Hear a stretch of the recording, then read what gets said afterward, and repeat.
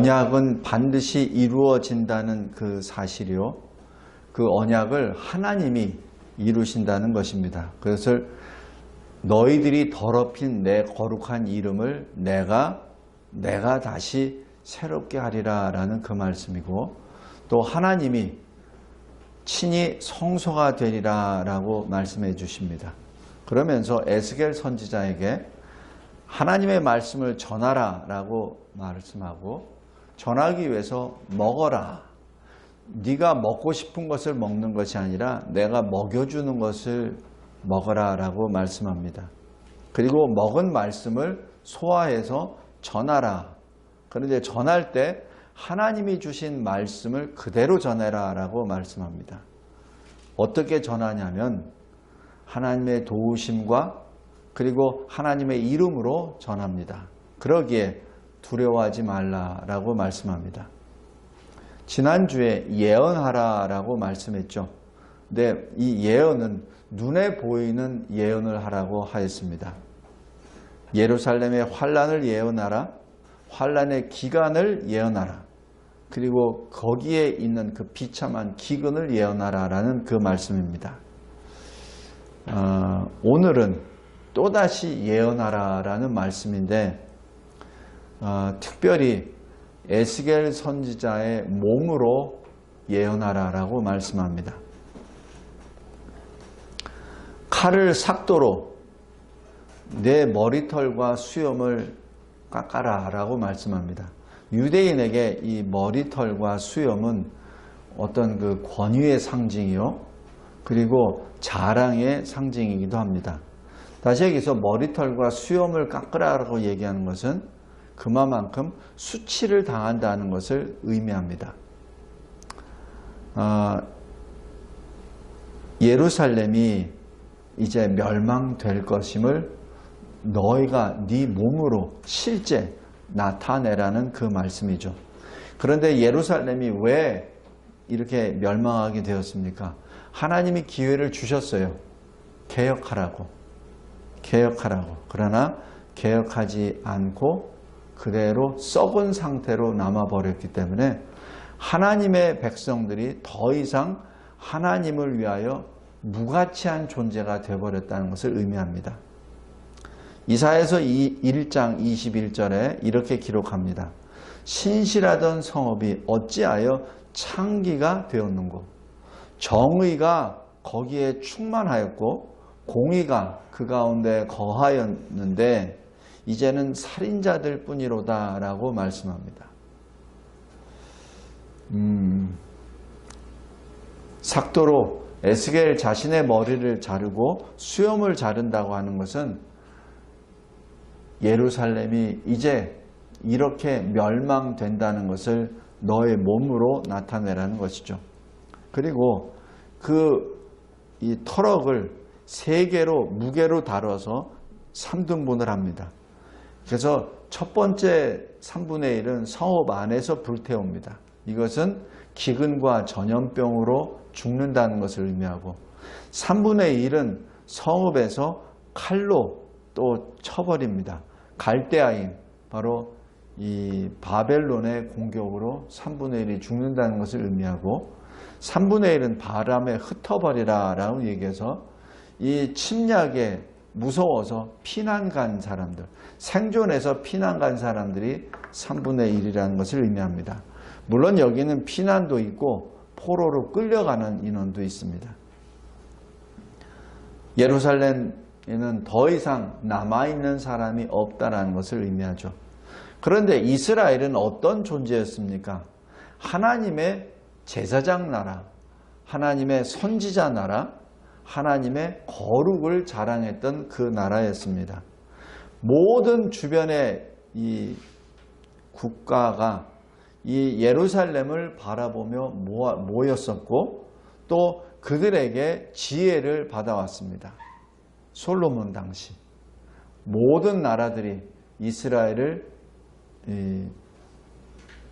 집중하게 되었죠. 그런데 그 나라가 이제는 그 나라의 모습을 잃어가 버린 모습입니다. 왜냐하면 하나님의 언약 백성은 하나님의 택하심을 백성이요. 그러기에 하나님의 말씀 율법을 지켜야만 했습니다. 갓난 아이들이 순전하고 신령한 젖을 사모하는 것 같이 그렇게 성장해 나아가야 되는데 그러지 못했습니다. 그것이 이스라엘의 죄입니다. 이스라엘의 죄는 하나님의 규례, 율례를 버리고 순종하지 아니하였습니다. 그리고 오직 여호와 하나님만을 섬겨야 될 사람들이 하나님이 가증히 생각하시고 하나님이 싫어하는 그러한 우상들을 하나님의 성소에 세움으로 인하여 성소가 더럽혀졌습니다. 그래서 로마서 1장에서는 하나님의 진리를 거짓으로 바꿨고 피조물을 창조주와 바꿔서 피조물을 창조주보다 더 경배하였다, 섬겼다라고 기록합니다. 시편 4편 2절에서는 하나님의 영광을 바꾸어 욕되게 하고 헛된 일을 좋아하고 거짓을 구했다. 예레미야 2장 11절에서는 하나님의 영광을 무익한 것과 바꾸었도다라고 말씀합니다. 요즘 일부 사람들이 하나님은 사랑의 하나님이기 때문에 하나님은 우리를 그렇게 벌하지 아니하셔. 또 설사 어려운 환란이 있다 하더라도 궁극적으로는 하나님의 사랑으로 모든 것이 다 좋아질 거야 라고 말을 합니다. 그것이 당시 유대인들이 가졌었던 신학의 오류였습니다. 예레미야 선지자도 그렇고 에스겔 선지자도 그렇고 지금 선지자들이 하나님으로부터 말씀을 받아서 지금 이 유대가 예루살렘이 멸망할 것이다 라는 것을 계속해서 전했는데도 불구하고 그렇지 않다라고 말합니다. 이 시대도 마찬가지입니다. 대한민국이 지금 공산화되어 가고 있는 이 시점에 가서도 그리고 교회를 없애려고 하고 그래서 이 교회를 계속해서 공격하고 코로나 바이러스를 통해서 거짓말을 만들어서 국민들의 마음을 미혹해 하고 국민들과 교회를 지금 분리시키고 있는데도 불구하고 그것이 오히려 안전하다라고 말을 하며 전하는 사람들이 많이 있습니다. 잘못된 겁니다. 현실을 정확히 직시해야 됩니다. 하나님은 사랑의 하나님입니다. 그러나 분명히 동시에 공의의 하나님이십니다. 하나님은 죄인을 죄 없다고 안 하십니다. 그리고 죄를 범한 사람에게 그 벌을 면제하지 아니하시는 분입니다. 우리 사무엘하 11장 12장에서도 다윗이 하나님의 마음에 합한 그 다윗도 범죄했을 때 어떻게 하죠? 하나님이 벌을 주십니다. 어느 정도 벌이냐면은 자기가 숨겼던 것을 온 천하에 다 드러나게 하고 자기가 범한 죄를 자기 자식이 범하게 해버립니다. 그리고 자기가 범한 죄로 인하여 이스라엘이 완전히 풍지박살나서 왕이 쫓겨나는 그 일까지 당합니다. 엄청난 수치를 당합니다. 나라가 반으로 쪼개지는 그러한 위험까지도 당합니다. 하나님은 사랑의 하나님이십니다. 그리고 분명히 이스라엘은 회복돼요. 그럼에도 불구하고 범죄한 자에 대한 그 벌은 분명하게 물으십니다. 그것이 공의의 하나님이십니다. 비록 회개했지만 그래서 구원은 받았지만 그가 행한 그 죄에 대한 것은 분명히 물으십니다. 공의의 하나님은 결코 죄악을 기뻐하시는 분이 아니십니다. 하나님은 거룩의 하나님이기 때문에 죄와 악을 하나님이 이렇게 안으실 수가 없어요. 왜 우리에게 환난을 주시냐면은 환난을 통해서 회개하라고. 그래서 우리 죄를 예수 십자가 보혈의 피로 씻으라고. 지금 그 기회를 주시는 겁니다. 만약에 그렇지 않을 때는 어떻게 하죠? 우리는 지옥을 가요. 하나님의 사랑이 거기에 있습니다. 우리를 지옥에 보내시지 않기 위해서 이 시대에 환난을 주시는 겁니다. 왜냐하면 환난을 안 주시면 우리가 잘한 줄 알고 죄악을 범했는데도 불구하고 잘했는지 알고 그대로 가니까, 그러면 우리는 지옥을 향하여 가는 것이죠. 그래서 바로도 하나님이 마음을 강팍게 하셨다라고 표현하는 것은 하나님이 일부러 바로의 마음을 굳게 만드신 것이 아니라 바로의 그 악한 마음을 내버려 두신 것이죠. 만약에 다윗이라면 바로에게 큰 징계를 내리셔서 회개하게끔 만드십니다. 그러나 바로는 그렇지 않아요. 하나님이 내버리신 존재입니다. 그러기에 벌을 안 내리세요. 그냥 내버려 둔 상태에서 멸망의 길로 갑니다. 대한민국 교회가 지금 환난을 입고 있는 것은 하나님이 대한민국 교회를 사랑하시기 때문에 그렇습니다.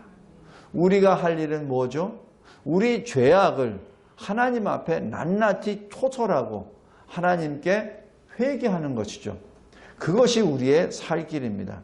지금 이스라엘에게 지금 에스겔 선지자가 나타나서 계속해서 하시는 그 말씀은 바로 회개라는 그 말씀입니다.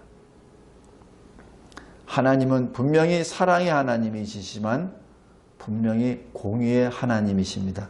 이것을 잊지 말기 바랍니다. 그래서 하나님의 심판은 피할 수 없습니다. 하나님의 입에서 나오는 말씀을 만약에 지키지 아니하면 하나님의 손에서 나오는 심판이 임합니다. 다시 말씀드립니다. 하나님의 입에서 나오는 말씀을 지키지 아니하면 하나님의 손에서 나오는 그 심판을 피할 수 없습니다. 오늘 본문 11절에 나도 너를 아끼지 아니하노라. 지금 하나님은 긍휼의 하나님, 사랑의 하나님, 동시에 공의의 하나님, 거룩의 하나님이십니다. 그런데 자기 백성이 하나님을 버렸잖아요. 자기 백성이 하나님의 성소를 더럽혔잖아요. 그 더럽힌 상태를 내버려 두시지 않습니다. 그것을 깨끗하게 정결케 만드십니다. 그 다음에 주님이 그 성소를 받으시죠. 주님이 자기 백성을 받으십니다. 그 절차가 바로 이 징계입니다. 3분의 1은 전염병과 기근으로, 3분의 1은 공격을 받아서 칼에 죽고, 3분의 1은 끌려가거나 피난 가서 흩어져 버립니다. 하나님이 우리를 심판하실 때, 하나님이 우리를 징계하실 때 어떤 피조물도, 어떤 피조세계도 하나님의 그 징계나 심판을 막지 못합니다. 오히려 피조세계가 우리의 징계나 심판을 하는 도구로 사용이 되죠. 이사야서 8장 20절에 바로 아수르 왕이 너의 백성의 머리와 발털을 잘라버릴 것이요 너의 수염도 깎아버릴 것이다 라고 하신 그 말씀이 바로 그겁니다. 성도 여러분, 하나님이 이 세상을 통째로 이 노아의 홍수처럼 순식간으로 심판하실 수 있습니다. 그런데 그러지 않아요. 왜 그렇죠? 왜 하나님은 이웃에 있는 공산 국가를 통해서 우리나라를 지금 혼란에 하도록 허용하시죠? 왜? 왜 단번에 이 물로 쓸어버리지 아니하시고 소돔처럼 단번에 이 나라를 뒤엎어버려서 한 순식간에 다 없애버리지 아니하시고 왜 공산주의자들에 의해서 이 나라를 혼란스럽게 이렇게 만드시죠? 회개 때문에 그렇습니다. 하나님이 우리를 아예 다 쓸어버리시려면 벌써 쓸어버리셨습니다. 그러나 우리를 쓸어버리시지 않은 이유는 우리를 구원하시기 위함입니다. 그것을 감사하시기 바랍니다. 지금 우리가 받는 그 환난 자체가 우리에게 하나님의 베푸시는 은혜의 역사임을 꼭 잊지 말기 바랍니다. 하나님의 심판과 징계는 숨어서 역사의 한 자락에서 하는 것이 아니라 공개적으로 하십니다. 아까도 다윗이 범한 범죄에 대해서 공개적으로 벌을 내리신 것처럼 이 세상에 임하시는 모든 징계나 심판도 마찬가지입니다. 그래서 오늘 5절, 8절에서도 보면은 이방인 가운데 두어 나라들이 둘러있고 예루살렘이 유다가 멸망한 것을 보게 되죠. 이방인의 목전에서 너에게 벌을 내리노라 라는 그 말씀입니다. 그래서 이 예레미야 애가서 2장 15절에 보면은 지나가는 자들이 예루살렘을 향하여 박수를 치며 머리를 흔들며 비웃으며 말합니다. 온전한 영광이라 모든 세상 사람들의 기쁨이라 일컫던 성이 이 성이냐 라고 부르짖습니다. 그리고 여기 열왕기상 9장 8절에 보면은 여호와께서 무슨 까닭으로 이 땅과 이 성전에 이같이 행하셨는고 라고 또 묻기도 합니다. 그때 주님이 말씀하십니다. 그들의 조상을 애굽 땅에서 인도하여 내신 그들의 하나님 여호와를 버리고 다른 신을 따라가서 그를 경배하고 섬김으로 여호와께서 이 모든 재앙을 그들에게 내리심이라. 성도 여러분, 지금 우리 대한민국이 이러한 환란에 있는 것은 지금 우리 죄 때문에 그렇습니다. 우리가 오직 예수 그리스도만을 섬겨야 되는 하나님의 백성인 교회가 WCC에 의해서 다른 종교와 혼합이 되어버렸고 종교 올림픽이니 종교 화평이니 라고 얘기하면서 섞어져 버렸고 우리 교회 내에 사회주의, 공산주의 사상이 들어오는 것을 끊어내지 못하고 오히려 그것을 받아 먹어버려서 이 교회 내 자체, 신학 자체가 사회주의, 공산주의에 들어가 버린 거죠. 섞여져 버린 겁니다. 우리가 범한 죄입니다. 우리가 하나님의 말씀을 제대로 배우지 못하고 그 말씀대로 제대로 깨닫지 못하고 그 말씀대로 살지 못했기 때문에 이상한 무리들이 들어왔을 때 그것이 아니다라고 단호하게 잘라버려야 될 우리들이 그것을 자르지 못했기 때문에 섞여져 버려서 교회가 이상하게 돼버린 것이죠. 지금 하나님은 지금 그것을 묻고 계십니다.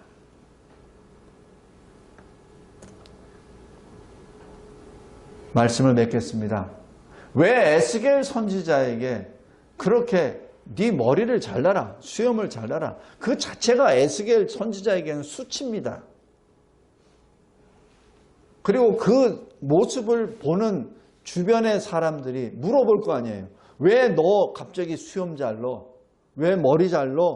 했을 때 에스겔이 말을 하죠. 하나님이 나에게 그렇게 하셨어.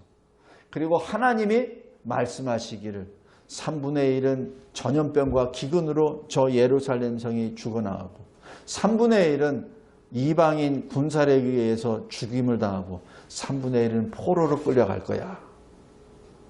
성도 여러분, 그러한 말을 전하는 에스겔의 마음은 오죽했겠습니까? 자기 동족인데 오죽했겠습니까? 그런데 그 에스겔 선지자의 말을 얼마나 많이 경청했을까 하는 것은 미지수입니다. 만약에 에스겔 선지자의 말을 진짜 듣고 하나님 앞에 마음을 찢으며 회개했다면 에스겔서가 그렇게 많이 기록되지 않았을 겁니다. 니느웨처럼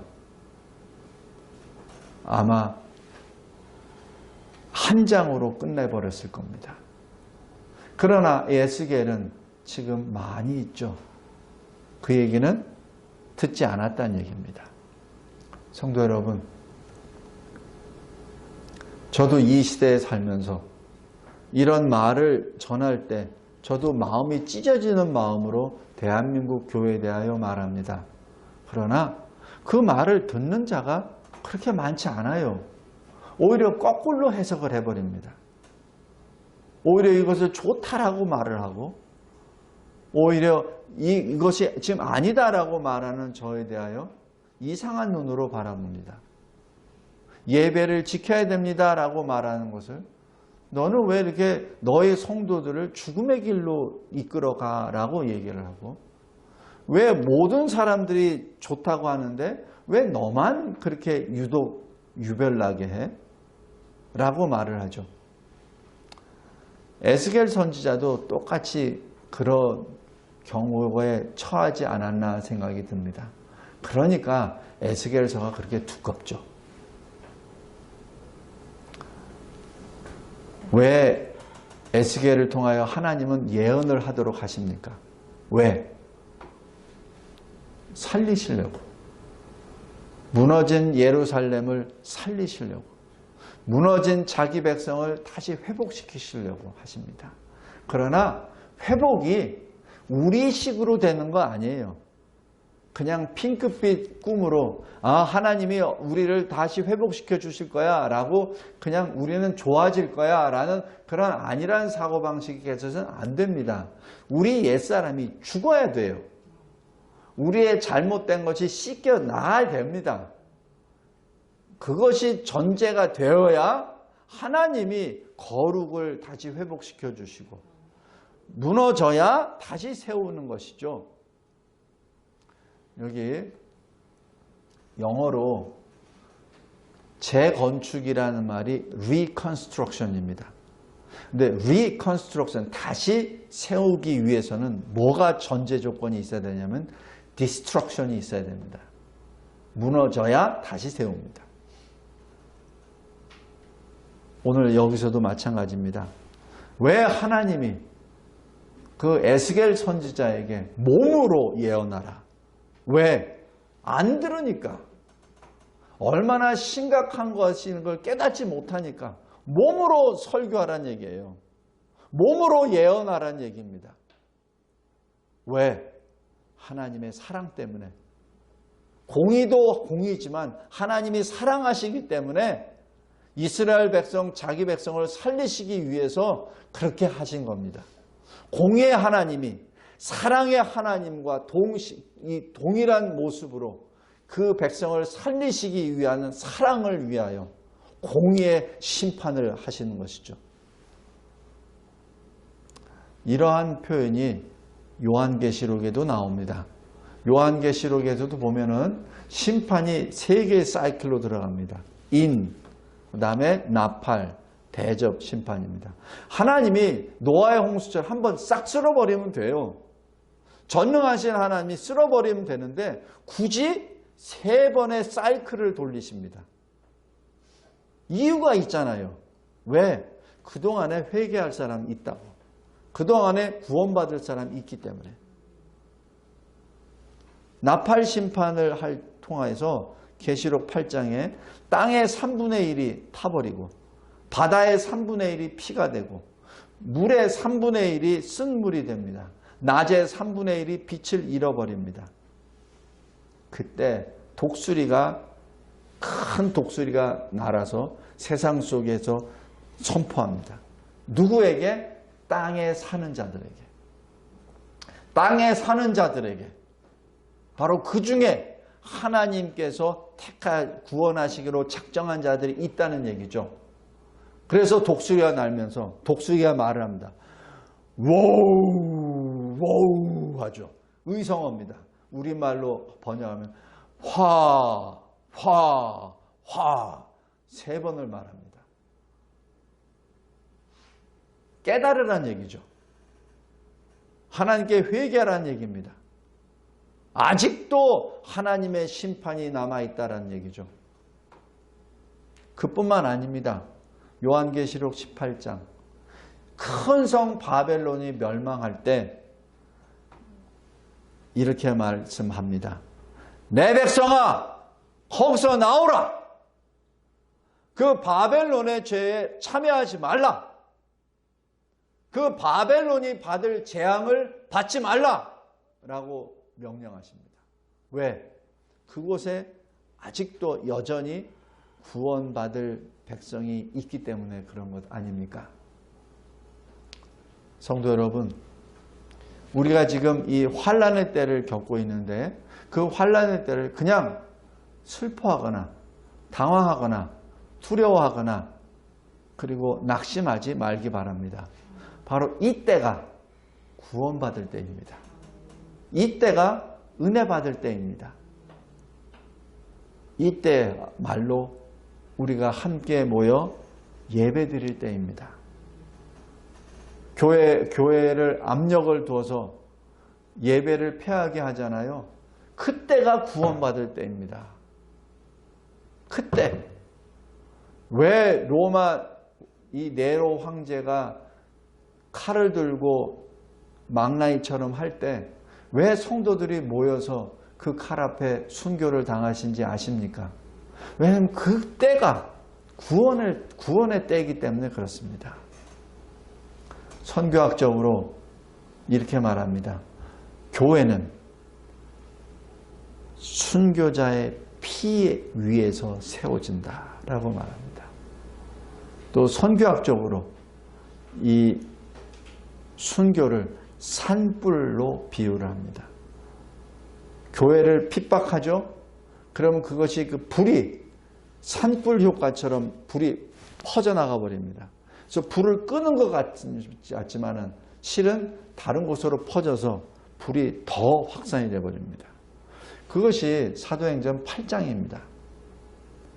스데반이 순교를 당하고 난 다음에 조직적으로 교회를 박해하려고 들어가죠. 그래서 성도들을 다 감옥에 끌고 가죠. 그때 어떻게 합니까? 성도들이 살기 위해서 흩어지죠. 흩어지면서 뭘 했습니까? 전합니다. 복음을. 그 흩어진 것에 의하여 생겨낸 최초 이방인 교회가 안디옥 교회예요. 그 교회가 로마 교회예요. 그 교회가 각 곳의 아시아와 그리고 유럽 지역에 생기는 교회들이 됩니다. 물론 사도 바울과 여러 사람들이 함께 가서 합력한 것도 있지만은 그 당시에 있었던 그 성령의 불을 받은 자들이 온 세상에 흩어져서 교회를 세우는 일꾼들이 되는 것이죠. 성도 여러분, 지금 이 시대에 교회가 예배를 드리지 못하는 이 시대가 됐다는 자체는 우리에게는 슬픔의 때입니다. 그러나 이 때가 바로 우리가 거룩이 회복할 때요. 이 때가 다시 교회가 새롭게 태어날 때요. 이 때가 교회가 온전히 다시 모습이 회복이 돼서 하나님이 기뻐하시는 그러한 성소가 된다는 그 사실을 잊지 말기 바랍니다. 내 백성아, 그 인터넷 예배에 만족하지 말고 거기서 나오라. 거기에서 재앙을 받지 말라. 악한 자들과 함께 재앙을 받지 말고 거기서 나오라. 화가 있으리라. 비대면 예배 현장에 있는 자들이여, 그곳에서 나오라. 그리고 환난을 피하지 말고 환난을 통과하라. 우리의 능력으로는 감당할 수 없으니 우리와 함께 동행하시는 임마누엘 주님의 능력으로 통과하라. 주님이 일하시리라. 그 일하심을 체험하는 저와 여러분, 그리고 이 시대 참으로 구원받은 자로서 하나님의 영광을 노래하는 저와 여러분이 되시기를 주 예수 그리스도의 이름으로 기도합니다. 하나님 아버지, 감사하고 감사합니다. 저희들에게 주시는 이 무거운 말씀이 동시에 저희들에게는 기쁨과 감사와 소망의 말씀임을 찬양합니다. 저희들의 모든 생각과 말과 행동이 하나님의 말씀에 합하고 하나님의 뜻을 이루어 나아가는 주님의 참된 성도, 주님의 참된 교회가 되게 하옵소서. 예수 그리스도의 이름으로 기도드리옵나이다. 아멘.